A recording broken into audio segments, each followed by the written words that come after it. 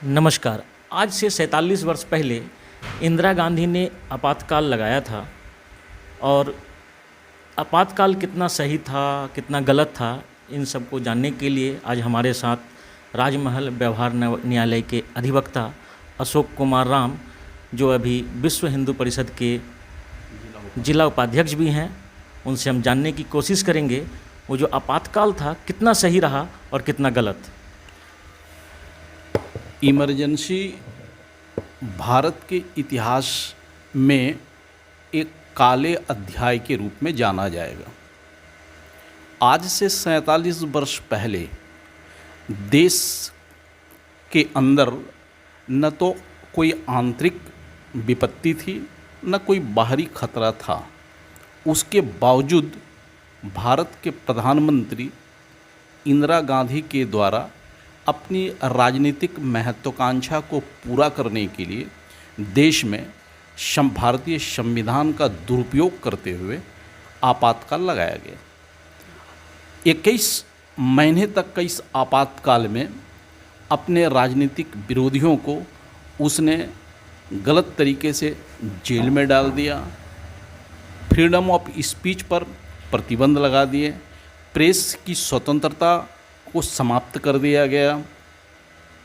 उसके अलावे उनके जो पुत्र थे संजय गांधी के द्वारा पूरे देश में पुरुष नसबंदी प्रारंभ किया गया था और ये आदेश दिया गया था कि पुरुष नसबंदी में होने वाले किसी भी मृत्यु या अनियमितता का समाचार प्रकाशित न किया जाए। इसके अलावे प्रेस पर जो सेंसरशिप लगाया गया था, उसके जरिए पूरे देश में ये बताया गया था कि सरकार जो चाहेगी, सरकार के द्वारा बिठाया गया डीएम जो चाहेगा, उसके अनुसार ही, उसके बताए हुए अनुसार ही समाचार प्रकाशित होगी। और देश में इस कदर तांडव किया गया कि उसको आने वाली पीढ़ी याद रखेगी। इसलिए हम लोग इस इमरजेंसी को काला इतिहास के रूप में जानते हैं। और ये सारा चीज़ कांग्रेस ने किया। और आज बड़े मज़े की बात है कि जिस कांग्रेस इमरजेंसी लगाया इस देश में, संविधान को संकट में डाला, संविधान के प्रावधानों को कटघरे में डाल के खड़ा कर दिया, आज उसी के नेता छोटी छोटी बातों में इस देश में संविधान संकट में है, संविधान संकट में है, दुहाई देते रहे। इस देश में अगर सही पूछिए तो कांग्रेस का आचरण जो 1975 में था, इमरजेंसी के समय में था, वो आचरण आज भी उसका नहीं बदला है। आज बंगाल में राजनीतिक हत्याएं हो रही है, उस समय संविधान संकट में नहीं पड़ता। खुलेआम शाहीन बाग में पुलिस पर अत्याचार होता है, उत्तर प्रदेश में अत्याचार होता है, संविधान संकट में नहीं पड़ता।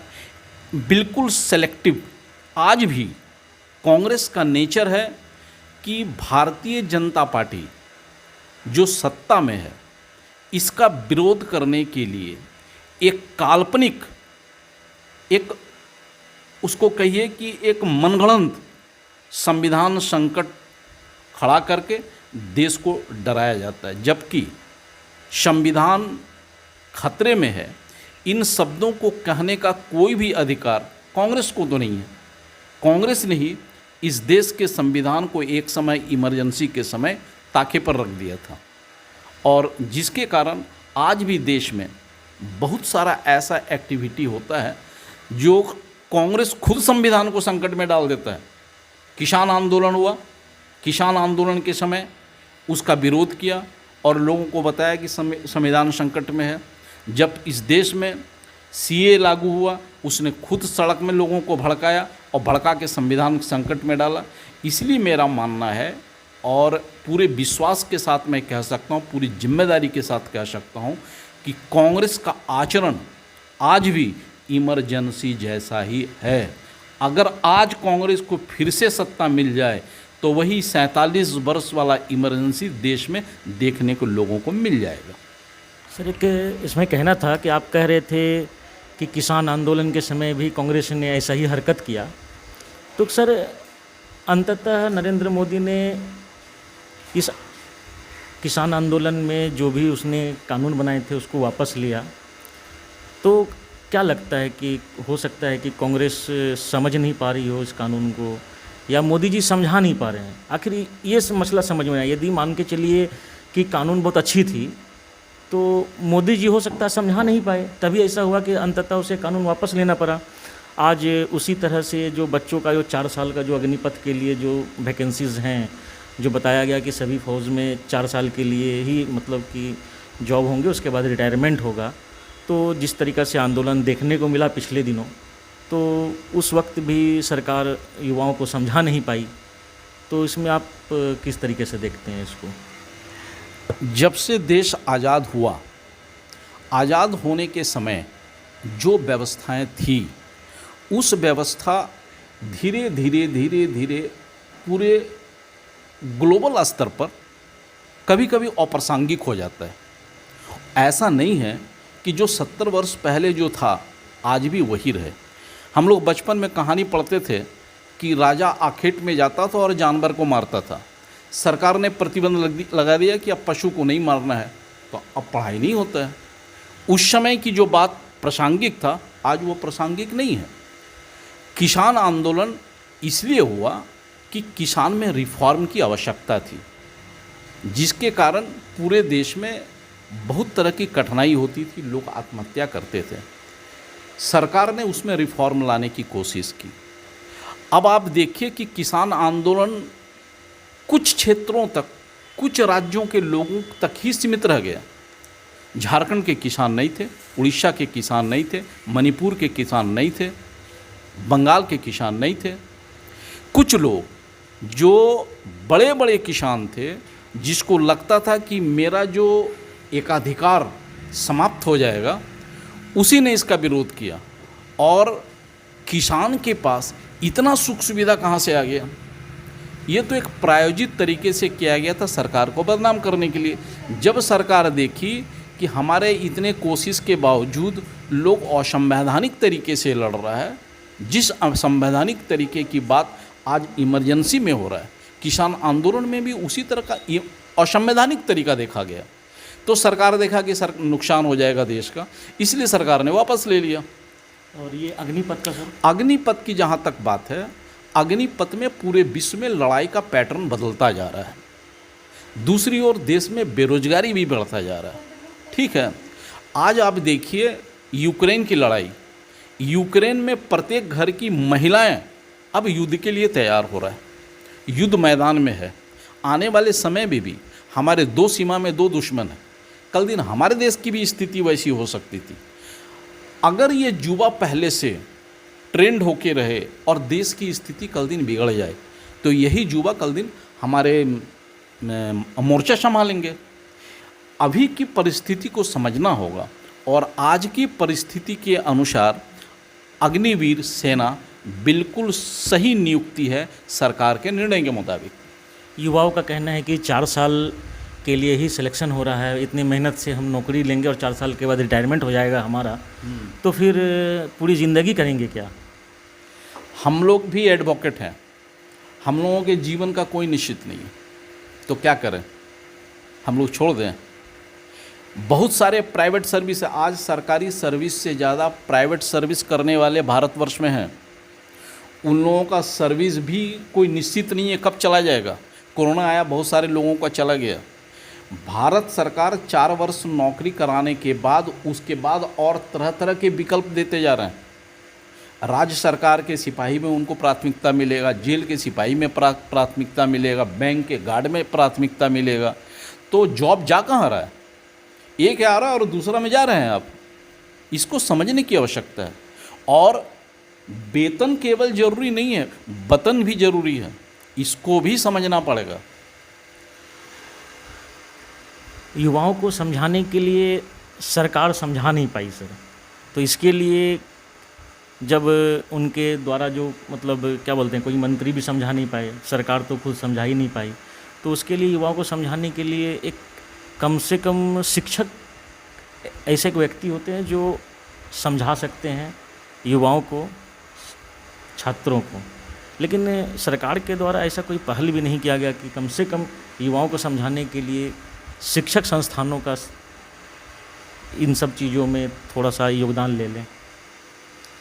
एक्चुअली है क्या, लोकतांत्रिक देश में लोकतांत्रिक तरीके से अपनी बात को रखने का हर व्यक्ति को अधिकार है, लेकिन हमारे देश में जो शिक्षा प्रणाली है इसमें सुधार की आवश्यकता है। अब बच्चों को स्कूल में, कॉलेज में ये पढ़ाना पड़ेगा, जो संविधान में कर्तव्य है उस कर्तव्य में फोकस देना पड़ेगा। आज विरोध तो हुआ, लेकिन देश की कितनी संपत्ति को बर्बाद कर दिया गया। सीए का आंदोलन हुआ, देश की कितनी संपत्ति को बर्बाद कर दिया गया। और इस सारे चीज़ में माने आग में घी का काम विपक्ष करता है। हम तो ये मांग करेंगे चुनाव आयोग से कि जिस राजनीतिक पार्टी को गैर संवैधानिक गतिविधि में लिप्त पाया जाए उसका जो है लाइसेंस ही रद्द कर दिया जाना चाहिए। और हमारे शिक्षा प्रणाली में ऐसी व्यवस्था होनी चाहिए ताकि लोग को ये बात समझाया जाए कि अगर किसी भी चीज़ में आपका विरोध है, आप एकमत नहीं हैं, तो आप शांतिपूर्ण ढंग से और संवैधानिक तरीके से विरोध कर सकते हैं। तोड़फोड़ करने की मनाही बिल्कुल नहीं मनाही होनी चाहिए। और ये पढ़ाई बचपन से ही बच्चों को दिया जाना चाहिए, तभी इस देश में शांति होगा, तोड़फोड़ नहीं होगा। आपातकाल में पूरी तरीके से मीडिया क्षेत्रों को प्रतिबंधित किया गया था और उसके लिए एक सेंसर कमेटी बनाई गई थी जो कि जिलाधीक्षक हुआ करते थे। सर, क्या कहाँ तक सही है कि जो है पत्रकार लोगों को प्रतिबंधित कर दिया जाए, कोई भी न्यूज़ उनके मुताबिक छपे? क्या एक तरीके से क्या मतलब पत्रकारों के हित में है? ऐसा किसी भी सभ्य समाज में, खास करके किसी भी लोकतांत्रिक देश में बोलने की स्वतंत्रता होती है, लिखने की स्वतंत्रता होती है, अखबार की स्वतंत्रता होती है। प्रेस लोकतंत्र का चौथा स्तंभ है। आज आप देखेंगे कि भारत की पत्रकारिता का अमेरिका में भी प्रशंसा होता है, लेकिन जब कोई व्यक्ति, जब कोई संस्था, जब कोई सत्ता किसी भी चीज़ का दुरुपयोग राजनीतिक महत्वाकांक्षा के लिए करने लगे तो उनको किसी भी तरह का सकारात्मक आलोचना पसंद नहीं आएगा। आप गलत कर रहे हैं, आज जो सत्ता में सरकार है उसका भी आलोचना हो रहा है, खुल के आलोचना हो रहा है। इसके यहाँ कहाँ हो रहा है? अभी भी बता रहे हैं कि कांग्रेस का ये नेचर है, ये आचरण है, उसका डीएनए में है कि वो विरोध सुन नहीं सकता और केवल भड़काने वाली राजनीति वो सब दिन के है।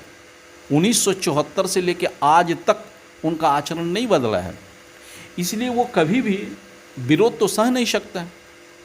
इसीलिए सभी तरह के लोग, बल्कि कांग्रेस के भी बहुत सारे पुराने नेता हैं जिसने अपने बायोग्राफी में, अपने बहुत सारे पुस्तक में लिखा है कि जिस समय 1974 में इमरजेंसी लगा उसको वो भी ये बता रहे हैं कि वो काला दिवस था।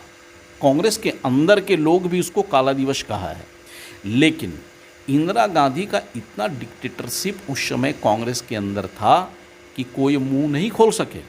और आज कांग्रेस को जो नेता हैं, आज मोदी को कहते हैं डिक्टेटरशिप, जबकि मोदी को सबसे ज़्यादा गाली डिक्शनरी में अगर कोई दिया है तो वो यही कांग्रेसी लोग दिए। इसलिए कांग्रेस का आचरण है। प्रेस पर सेंसरशिप बिल्कुल गलत है, इसकी हम घोर शब्दों में आलोचना करते हैं। हमसे जुड़ने के लिए सर बहुत बहुत धन्यवाद।